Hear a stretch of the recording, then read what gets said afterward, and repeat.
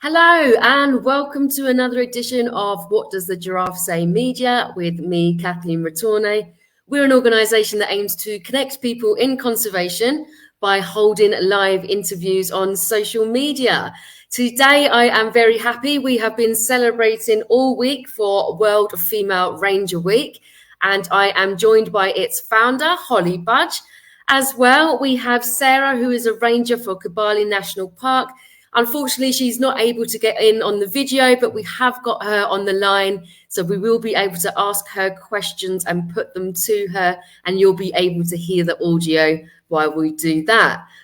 So Holly, I'm going to start with you first. This is your second time on the show. So thank you very much for coming back on. Lovely to see you again. Can you tell us? Can you tell us a little bit about World Female Ranger Week? I mean, when we first had you on, it was just a day. Since then, you've expanded. It's become a week, and I've been following, and it's been getting stronger and bigger. And there's been some incredible work that you've been doing. So to start with, if you could just say a little bit about your inspiration, and then we'll get a bit more further into the details as we go across. Yeah, absolutely. Thank you, Kathleen. So, World Female Ranger Week is a global awareness campaign set up by my NGO, How Many Elephants? And it's celebrating and supporting female wildlife rangers around the world. And we're now on day 8. And I'm delighted to tell you that we've just about raised £16,000, which is huge. So I'm very excited about that. The inspiration for World Female Ranger Week came about through the time that I've spent on the front line with all female and mixed ranger teams across Africa. And I was just so inspired by the women that I've spent time with. And I just wanted to come up with a platform that we were able to share their stories and really amplify their voices and raise funds for them as well. So I've spent time with the Black Mambas in South Africa. I've been advocating their work for about 8 years now.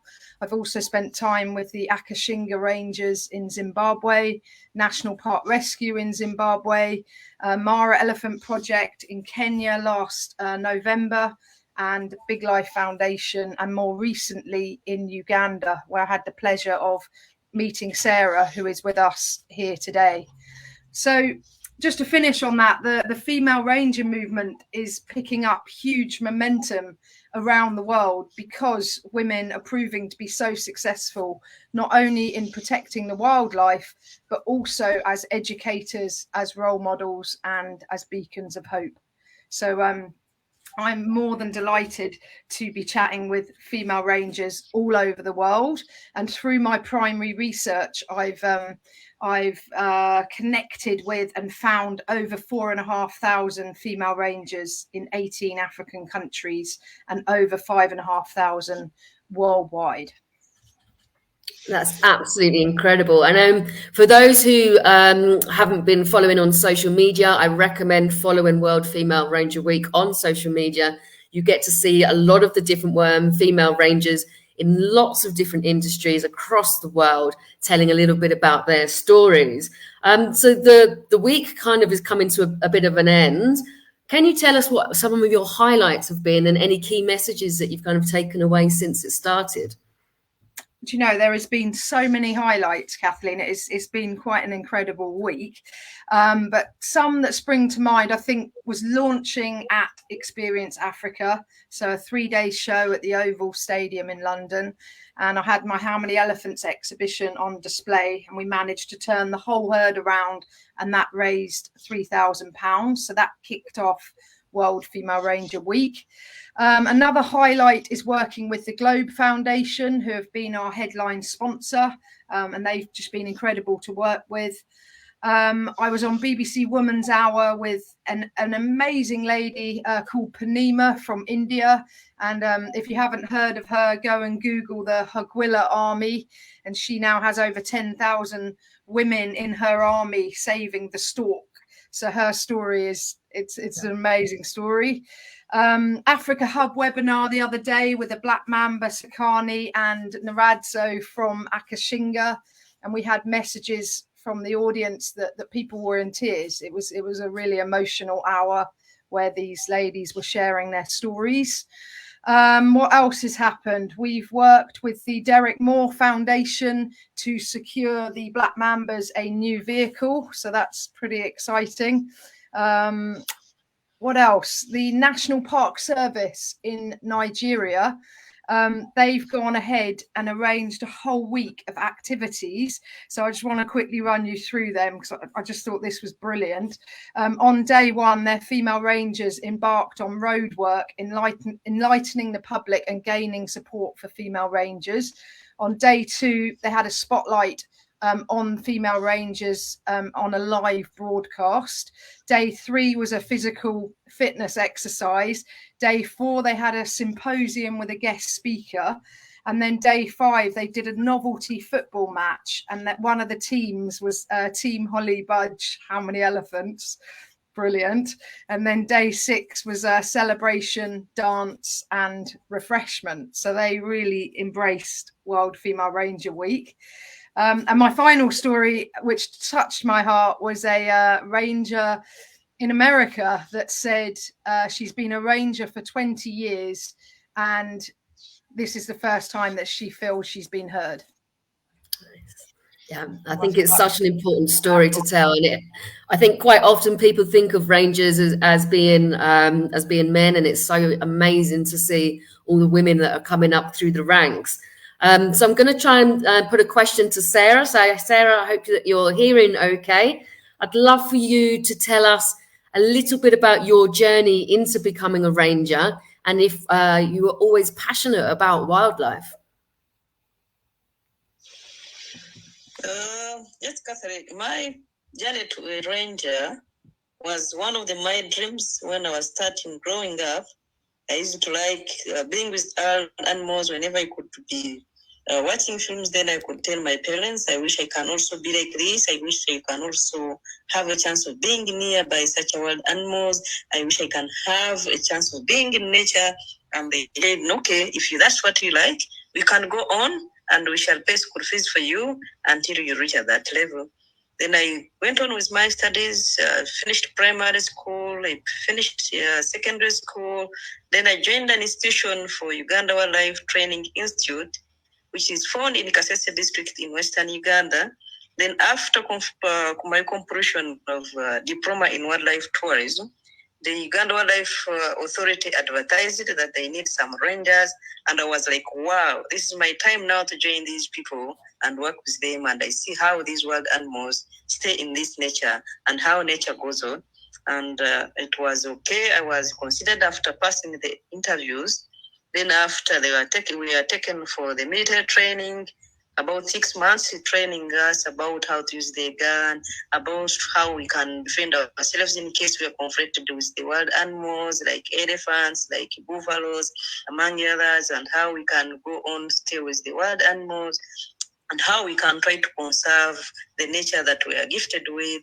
And after the military training with other people, we are distributed in 2 different national parks where we have 10 national parks in Uganda and 15 game reserves. So we are distributed among these protected areas, and where it found that I was distributed in Bwindi Imperial National Park as first of my deployment. Later, I was transferred from there to Chiwere National Park. Then from there, I was happy with working with Uganda Wildlife Authority, where I could be with flora and fauna.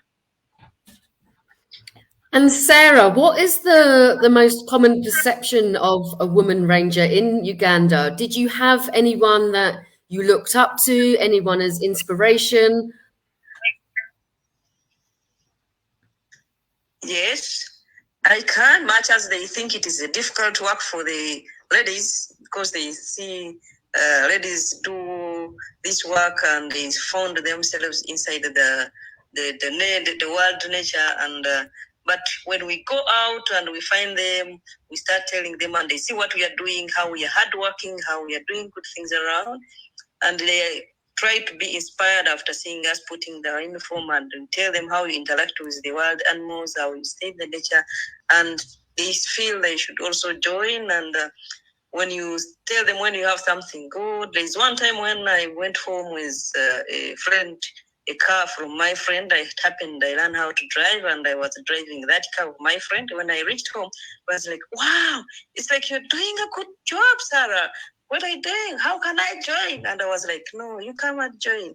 After we advertise, I will let you know, and you join us. And what would you say has been your biggest challenge, Sarah, since you've became a ranger? It's a very tough job, and you're in the wild, you've got animals, you've got poachers. What would you say is the biggest challenge for you? The biggest challenge we have is sometimes we go inside there and you find it is hard to reach areas. Sometimes people, some rangers are pregnant, and you find they can't handle being down those areas to come out. Sometimes they don't have water to bathe themselves, and you find it becomes a big challenge. You're working with these men. Sometimes it becomes hard to express your problems or your challenge as a woman. They think we are all rangers, that we find they can't give you that respect. Or they may be you a ranger, but you're a female, and you need to have this attention, not to do this or to go the other side. And poachers, sometimes we are trying to sensitize the communities, because these poachers come from the communities. So we try to sensitize them such that we don't come across any other people inside the forest, because these are the real people that most of the times are found inside the forest. But we've been going on sensitizing them, and we are promising that they can be helped through many ways, like given some funds that can be given some revenue share, and they don't come inside the forest. But we've taken long now without finding poachers inside our forest. Maybe in savanna areas where I have not been working, but in our forest, we've not been getting many poachers inside the forest. And I know from reading a little bit about your bio, Sarah, that there's some animals that you really enjoy going to see in the park.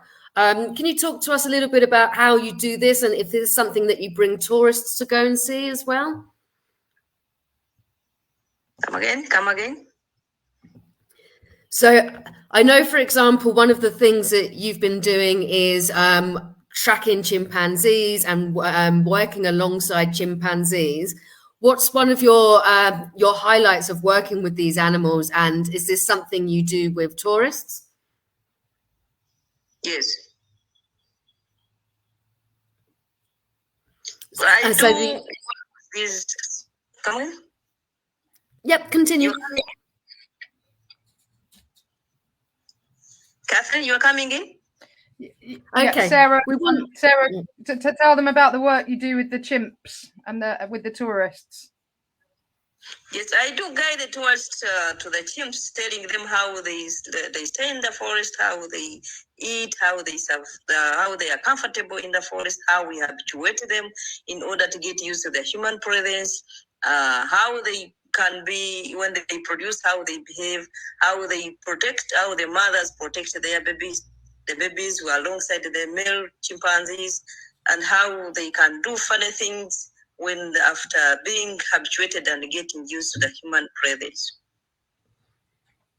I absolutely love that. Absolutely love chimpanzees as well. And I know that a lot of our viewers are very passionate about these animals as well. So thank you so much for highlighting that for us. Holly, I'm going to turn over to you for a second. I'd like to know what you would say. You've been talking to all these different women around the world. What would you say to inspire others to get involved in conservation, in particularly women becoming rangers? Yeah, it's a great question, Kathleen. Can I just say, by the way, I had the pleasure of seeing the chimps with Sarah just gone in March, and it was an incredible experience. Me and my husband went, and we just loved seeing the chimps. So with the ladies, as I said, I'm chatting with female rangers all over the world, from Guyana to China to India, New Zealand, Australia, Scotland, and across Africa. And what's coming loud and clear forward is there's still massive social stigma around women working in these roles, because they're seen not only by men but by men and women is it's dangerous work. And a lot of the rangers I've spoken to in Africa, they said their parents or their community were very worried when they first started working as rangers that they were going to be killed by poachers or by wild animals. So I think there's still a lot of work to be done I think these women are leading the way, showing that women are proving to be successful and capable in traditional male roles. But I've certainly chatted with other rangers that said, even the idea of getting into the ranger force or looking at a promotion is just not on the cards as a woman. So it's very different across the board. But then you chat with rangers, for example, in Scotland, where it's a fantastic 50-50 split, and it's that's brilliant. But I've also learned, because I'm telling a statistic that I've come across is only 11% of the global ranger workforce is female. But it's not about pushing for gender equality. It's not about saying when we reach 50-50, everything is going to be okay. It's about striving for fairness and, fundamental human rights in the workspace. So, I think it's more gender equity than just striving for the 50-50. But there are definite models out there that are totally doing it brilliantly. And then there's other organizations out there that need to start seeing women as suitable candidates for this line of work. And women that I'm chatting with, they're proving to be so successful. Women are using the power of conversation to go into local communities and really ease local tension. Or research is showing that they're putting their earned income back into their families. Certainly in the rangers I'm chatting with in South America, in Asia, in Africa. And the ripple out effect of employing women is huge. When you look at the Black Mambas, they were launched 2019. They were the first all-female team, I believe, in Africa. And I think Craig Spencer, the founder, hit on a genius idea when he said he was losing rhinos and elephants at such an alarming rate. He just didn't know what to do. And that's when he sort of came up with this idea that the women in the local communities were a totally underutilized workforce. And he went into the communities, invited these women to come forward for selection. And he says he's just never seen anything like it. These women are brave, they're bold, and they're paving the way for more women to stand at the forefront of wildlife conservation alongside men. So my advice is absolutely get out there, go for it, give it a go. I mean, me and Sarah have chatted about this as well, and I think you've just got to keep pushing. Yeah, Sarah, what would you say to that? Do you agree with Holly? Do you think if youngsters, young girls looking at you as inspiration, what would you say to them? I would tell them to join us and we conserve the nature and we inspire. We have other young ladies joining us because it can be done also by ladies. Ladies can do this, the same work that men are doing. So that they should not fear that it is not a work done by the ladies. They think when we are doing this work, we don't have time for our families. We don't have time to have for our babies because of staying in the wilderness. Then I'm telling them, or I'm trying to inspire them by telling them this one can be improved. And if people can come in and give us enough time maybe to be going back and check on our families, I think other ladies will like to be in us, and we have young ladies joining us such that we can have that interview to go and check on our families back. I love that. You're just showing that it can be done. We have a question coming through from Stacey. and she is based in America. Hi, Stacey. She is a regular viewer of the show. Always wonderful to see her. And she is asking, is it accurate to also say that women are less corruptible? And I mean, I guess that might vary depending on the location. I don't know. Holly, have you got anything to say? Yeah, I mean, obviously that is a massively generalizing statement. I don't think you can say that women are less corruptible across the board, because I think anyone's corruptible if you just don't know the circumstances. But what I do know is, for example, the Black Mambas, in the last 9 years, not one of those women has failed the lie detector. So that's, to me, that's a fact. You know, that's not a generalizing statement. That's evidence that those women are totally loyal to what they're doing, and they're not being corrupted. Because you can imagine the sort of temptation must be huge. You know, if you're related or from the same communities as the poachers, and you go home in your fully in your uniform, people are going to see you as a target, and I'm sure that they are approached to find out where the wildlife are, etc. So I think the lie detector, I think you have to be quite clever to override the lie detector. So in that instance, I think that they certainly are proving not to be corruptible. But yeah, across the board, you don't know people's situations and how desperate they are. Yeah, for sure. And Sarah, for you, I wanted to, you mentioned earlier about working with the local communities. How do local communities traditionally see wildlife and conservation? And are you seeing a change in attitude? Yes, so far there is some slight change in attitude, because they're benefiting now from these conservation areas, whereby they're even given revenue sharing, and they go to do some other development at their levels. And we're still looking that if they can still have people to support them and sensitize them.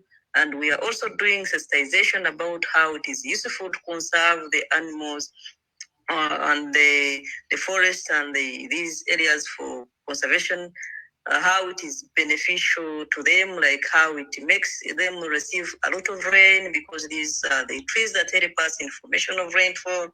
And these animals can stay there and bring some tourists from different destinations, and they come here to tour around, see these animals, and they are giving them some ways how they even provide market for their produce.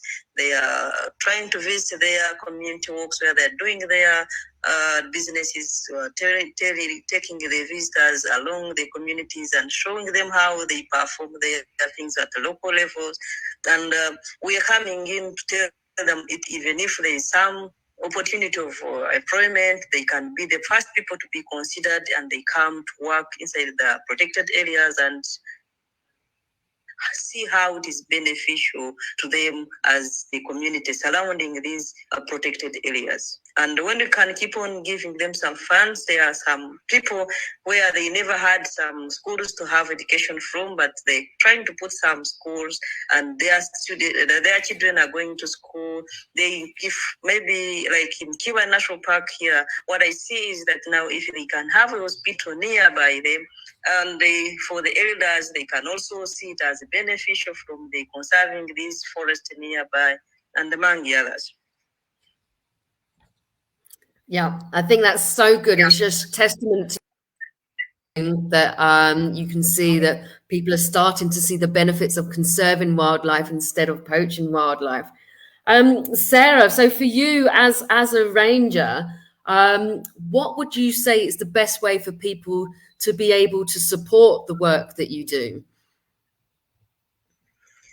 If they can come in to support us by looking to these communities and telling them how it is good to conserve this, and they get some funds like what we've been talking about. And also if they can come in to support us by giving us some equipment, like for example, we don't have some enough uniforms, for example, dresses for the pregnant women. If they can come in and revise how they can have the increased salaries that people can really love what they're doing and they're paid well, they don't think about involving themselves in poaching, involving them in selling bushmeat, and you find they really love what they're doing through that. And also coming to support more female rangers, saying that when you join the conservation team, your life can be like this, and you know how it can be going on, and they study more about conservation and how it can be good even in future generations to come, where also our children will also love what you're doing and benefit from it. Exactly. Yeah, I absolutely agree. Holly, for you, the kind of similar question, but I mean, and on a more global scale, what would you say is the best way for people to be able to support? There's lots of ways you can get involved with World Female Ranger Week, and all the money that we're raising is going out on the ground to female rangers. So we're just about to put out 5 or 6 grants that ranger teams can come forward and apply for. So we will be posting out more details about that very soon. But also volunteering. You know, if you don't, obviously conservation without cash is just conversation. I think that's a great expression. So, you know, if you can give and donate money, you know, cash is king when it comes to filtering the money through to the front line. But if you don't have the money to donate, but you have time and skills, please consider coming forward as a volunteer for How Many Elephants. And it's been brilliant to see the amount of passionate people that have come forward that I'm working with. And it's just fascinating when you put passionate people together, the sparks start flying, and there's magic about that. So volunteering is a good one. We're also doing a World Female Ranger Challenge that you can do at any time that suits you. So a lot of the rangers are walking up to 20 kilometers a day, every day, with a heavy pack. So we're saying for 7 days, choose your distance, whether you walk 1 kilometer or 5 kilometers, 10 or the whole hog, 20 kilometers every day for 7 days, and that raise funds for the rangers.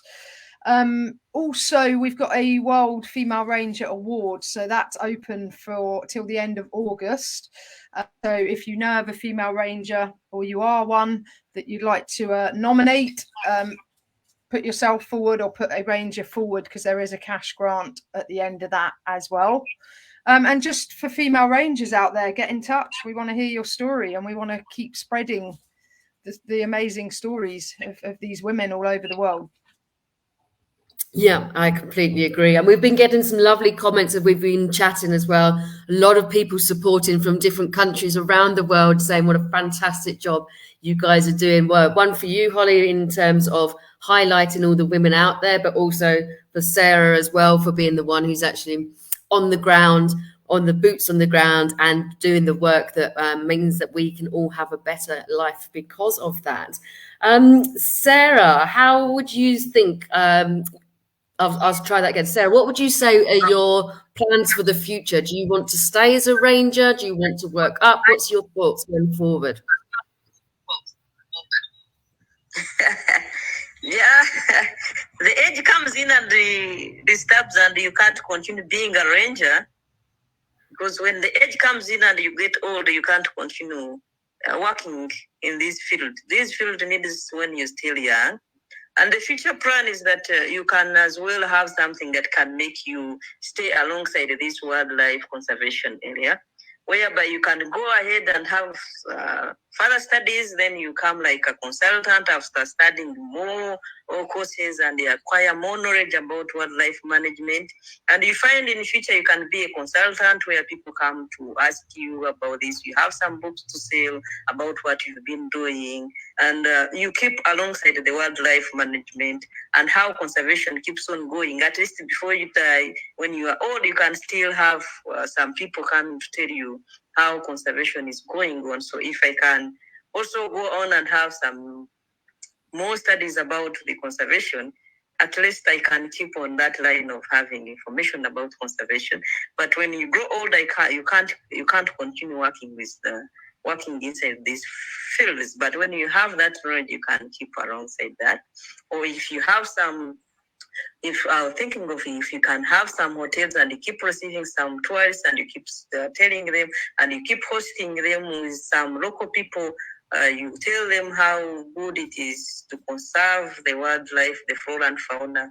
Or if you can have some tour company where you can keep having some people to come in and you teach them really to protect and respect the wildlife in your country and the entire world, and keep supporting the female rangers in this exercise, because you find most of the times female rangers perform a good work, as Holly was talking about. Even no corruption. You can't. It is very rare to corrupt a female, or even a female ranger here. It is very, very sure to find that female rangers are corrupt to make sure they go against these conservation areas. So if my future plan would like to be in that line where I can stay nearby conservation information. And I love that line as well, protect and respect for conservation. I think that sums it up nicely. And I think as well, the knowledge and experience that you must have from living and working in wildlife and in conservation, it will only help to inspire the next generation, hopefully.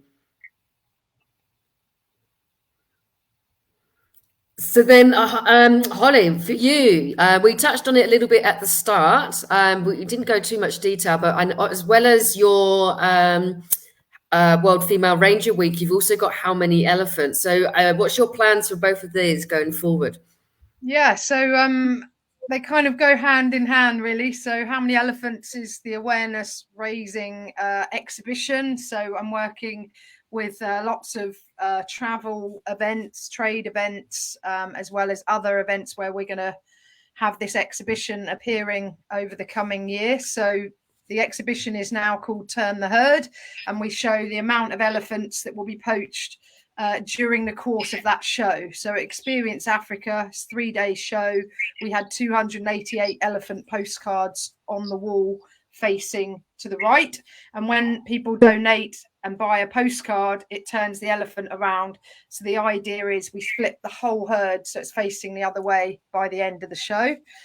So it's a great way to get people involved, and it's interactive, it's raising money. But also there's another level of interactivity is when people have brought a postcard, we then have a post box where they can write the postcard out, fill it out, and then we pay all the postage on that. So another 288 people around the world are hearing that message from somebody that they know. So I think that's been really exciting, coming up with that concept.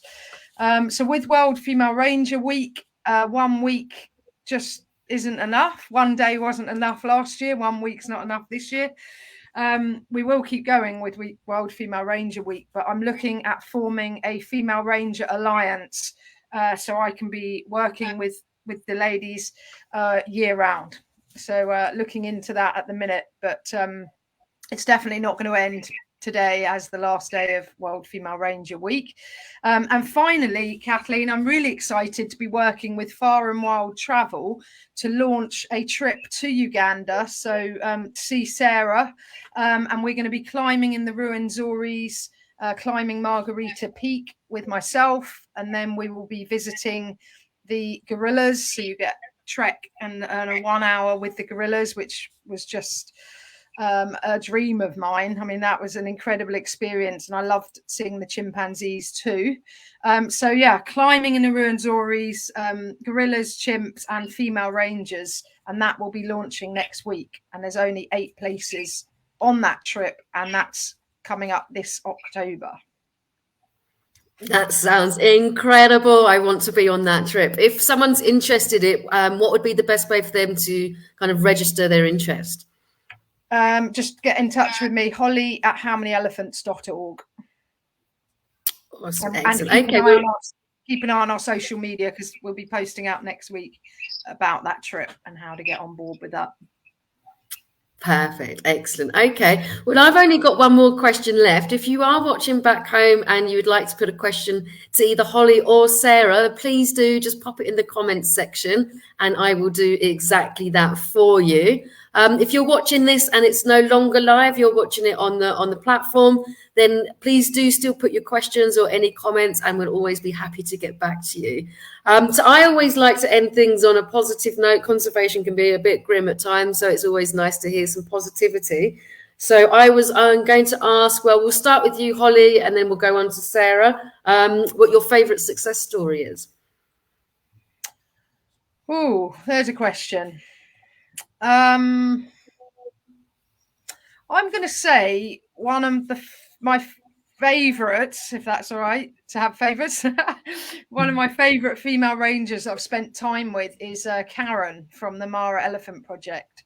And she is 21 years old and she started her training when she was 19.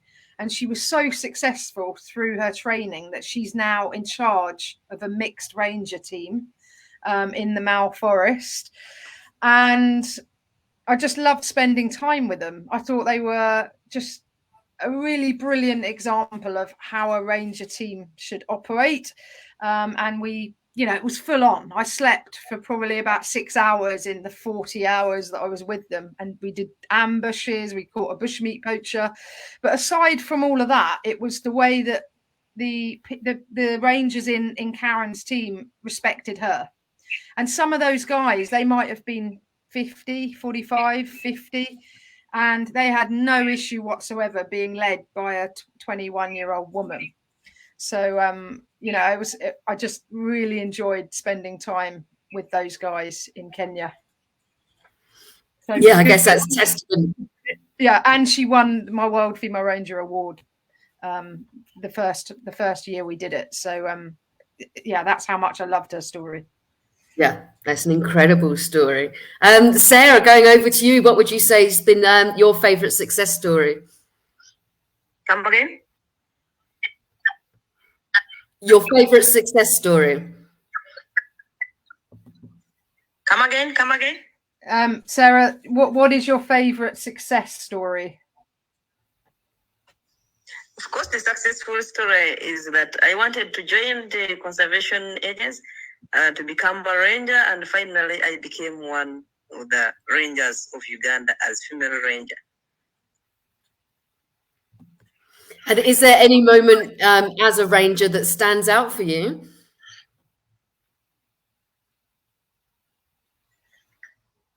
Sorry, come again? Is there any, like, during your time as a ranger, is there any part that really stands out for you, Sarah? No. It's all good.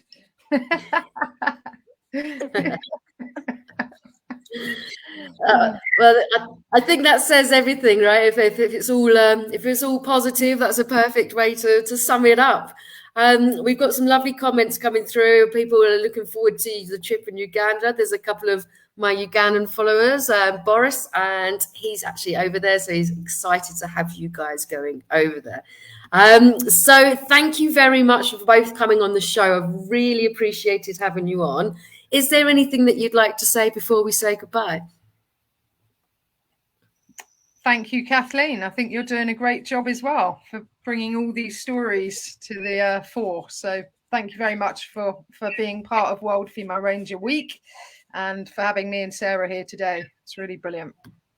It's been an absolute pleasure. And Sarah, thank you for doing all the work that you do as a ranger. Just so you know, I know it can be an incredibly difficult job, but you have got people all around the world cheering you on and very, very grateful for the work that you do. So thank you so much for that. You're welcome. But from that, for hosting. Say it again. I'm saying thank you very much for this wonderful show, to have me alive on this one, and consider me among the female rangers of Uganda, and request you to keep empowering us in what we are doing, and we keep seeing us shining in what we are doing, such that other ladies can pop up and come up or support us, and we do a good conservation in our country. I think I couldn't say anything better than that to finish. So thank you so much. Thank you everyone back home for watching. If you have enjoyed the show, please do give it a like, comment, or share. The more people who see it, the more awareness we can raise for the work that people are doing. If you've been watching and you're not already, please do go ahead and follow Holly's platforms on World Female Ranger Week, as well as How Many Elephants. They're across all the different social media platforms. And again, the more awareness we can raise, the more we can do to keep protecting wildlife and our wild spaces. But for now, thank you very much, everyone, and enjoy the rest of your day.